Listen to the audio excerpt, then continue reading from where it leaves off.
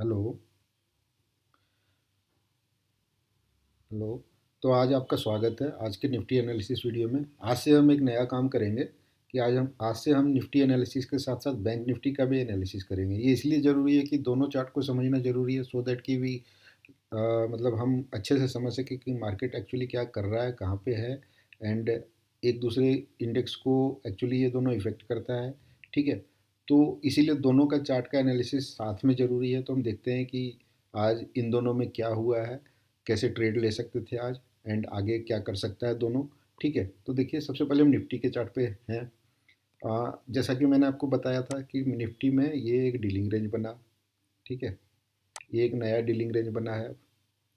तो निफ्टी इस dealing range के बाद इस 75 डीआरटी का जो लाइन है, ये जो लाइन है, ये लाई कर रहा है 8,900 के आसपास। ठीक है।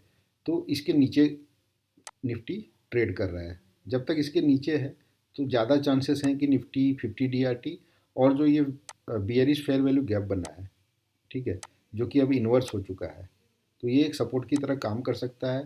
तो अपने डिस्काउंट जोन में निफ्टी आ सकता है before buying actually again happens. ठीक है। तो देखिए, निफ्टी जब तक इस लाइन के नीचे है 75 मिनट के चार्ट पे, अगर इसके ऊपर क्लोजिंग नहीं दे रहा विथ एन इम्बैलेंस, ठीक है, जो कि फेयर वैल्यू गैप के साथ अगर मान लीजिए या गैप अप के साथ ओपन होता है यहाँ पे, एंड इसको टैप करके वापस इधर ही मुड़ जाता है एंड क्लोजिंग देता है, ठीक है, 75 मिनट के चार्ट पे, तो हम बुलिश हो सकते हैं मार्केट के लिए। क्योंकि देखिए, यहाँ पे भी क्या लाई कर रहा है, एक डबल हाई, मतलब equal high, almost equal highlight कर रहा है। तो ये एक बहुत ही अच्छा लिक्विडिटी पूल भी है, जो कि मार्केट इक्वल हाईज इक्वल लोज को एक अच्छा लिक्विडिटी पूल मानते हुए मार्केट मतलब बहुत जल्दी मैग्नेट की तरह जाता है उधर। ठीक है। तो बट उसके लिए मार्केट पे आपको बुलिश होने के लिए यहाँ से अगर मार्केट इस लाइन के ऊपर 25,900 के लेवल के ऊपर आके क्लोजिंग देता है 75 मिनट के चार्ट पे, तभी हम बुलिश ट्रेड्स देख सकते हैं कि लोअर टाइम फ्रेम पे फिर कैसे बुलिश सेटअप हमको दे रहा है। ठीक है। एंड फिर वहाँ से हम बुलिश ट्रेड राइड कर सकते हैं। अदरवाइज जब तक इस लाइन के नीचे क्लोजिंग दे रहा है, ठीक है, तो मार्केट में ज़्यादा चांसेस है कि मार्केट ये 50 डी आर टी 25,460 के आसपास जो है, and then this inverse fair value gap, या फिर आपका ये ऑर्डर ब्लॉक। ठीक है।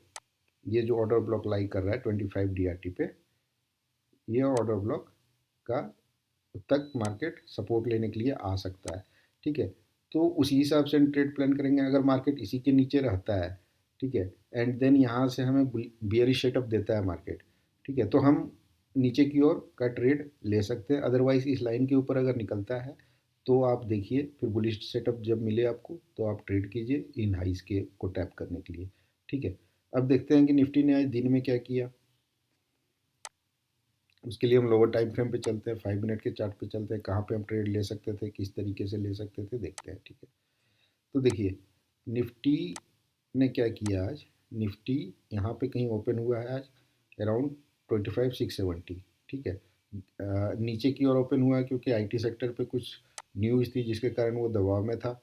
ठीक है। तो देखिए, निफ्टी ने क्या किया, कल के इस लो को लिक्विडिटी को टैप किया एंड वापस इसके ऊपर क्लोजिंग दिया। ठीक है। तो अगर क्लोजिंग दिया एंड देन आप यहाँ पे कोई भी आपको इस तरह का इम्बैलेंस नहीं बना रहा है, ठीक है, मार्केट में पहला change in state of delivery इस पॉइंट पे आया। ये जो रेड कैंडल है, इसका जो ओपनिंग है, ठीक है, यहाँ पे आया जब इस कैंडल ने क्लोज दिया। ठीक है। तो पहला change in state of delivery यहाँ पे आया। देन क्या किया मार्केट ने, उसके बाद देखिए, जैसे कि मैं बार बार बोल रहा हूँ कि अभी लोअर टाइम फ्रेम पे स्कैल्पिंग का मार्केट है। मार्केट एक बहुत ही छोटे रेंज में फंसा हुआ है, क्योंकि अभी एमपीसी की भी मीटिंग शुरू हो गई है, आरबीआई की मॉनिटरी पॉलिसी कमेटी की मीटिंग शुरू हो गई है, आरबीआई का रेट आने वाला है, अनाउंस होने वाला है फ्राइडे को। तो उसके पहले मार्केट कंसोलिडेट कर रहा है। मार्केट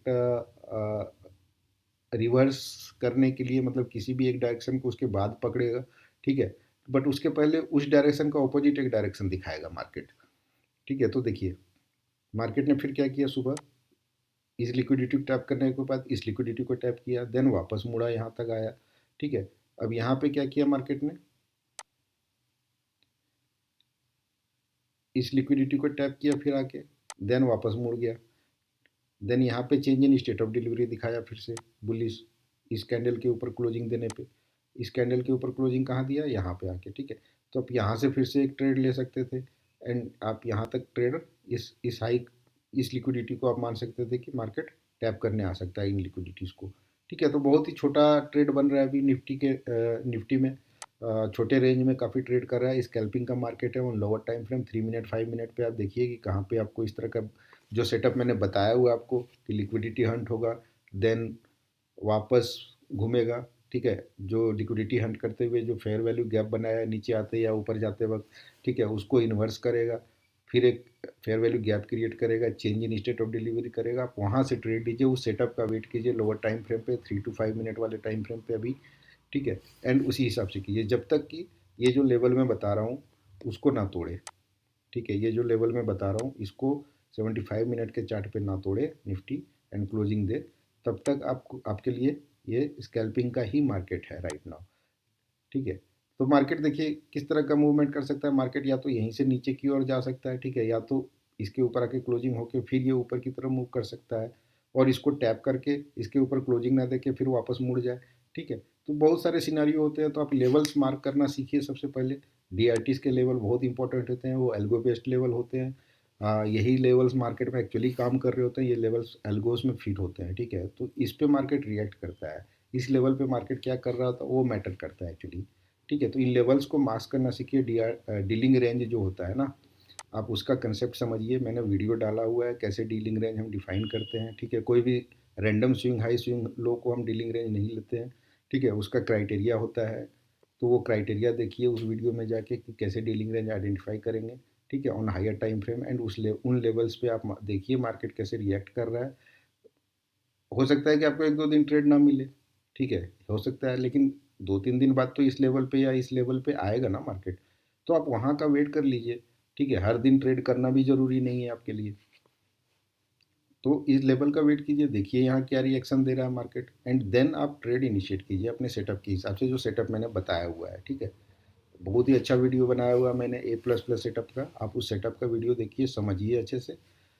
अब देखते हैं बैंक निफ्टी क्या कर रहा है। बैंक निफ्टी भी सिमिलर ही प्लेस पे है। बैंक निफ्टी भी एक सिमिलर प्लेस पे ही है। देखिए बैंक निफ्टी ने भी नया डीलिंग रेंज बनाया है, इस लो से इस हाई का डीलिंग रेंज बनाया है।